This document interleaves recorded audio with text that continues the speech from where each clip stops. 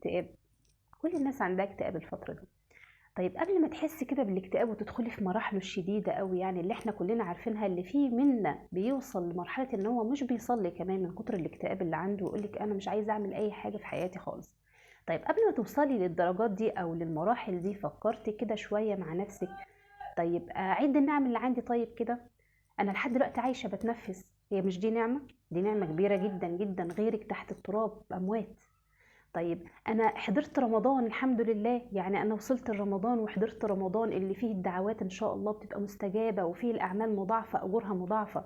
طيب دي في حد ذاتها مش نعمة انت تعديها لنفسك ان انت عندك نعمة من النعم دي؟ غيرك مش خلاص يا عيني اتدفن تحت التراب ومات، ما لهوش الكلام ده خالص.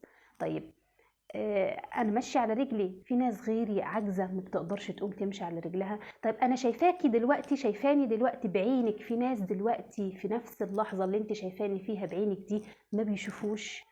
طيب انت عدي كل النعم اللي حواليك، ربنا رزقك باولاد، انت متجوزه او حتى لو مش متجوزه انت بصحه وعافيه الحمد لله. يعني لو انت عديتي حاجات بسيطه، 5 نعم بس، مش هنعد اكتر، 5 نعم بس من اللي عندك في حياتك، اكيد اكيد مش هتوصلي ابدا لمرحله الاكتئاب اللي انت فيها دي خالص خالص. لانك لو احصيتي النعم اللي عندك اكيد هتحسي ان انت في بذخ، انت في يا بنتي في فرط نعم، احنا مش حاسين باي نعمه ولا بقيمه اي نعمه من اللي فينا خالص، ولا من اللي ربنا عاطيها لنا. لازم يا جماعه نشعر بالنعم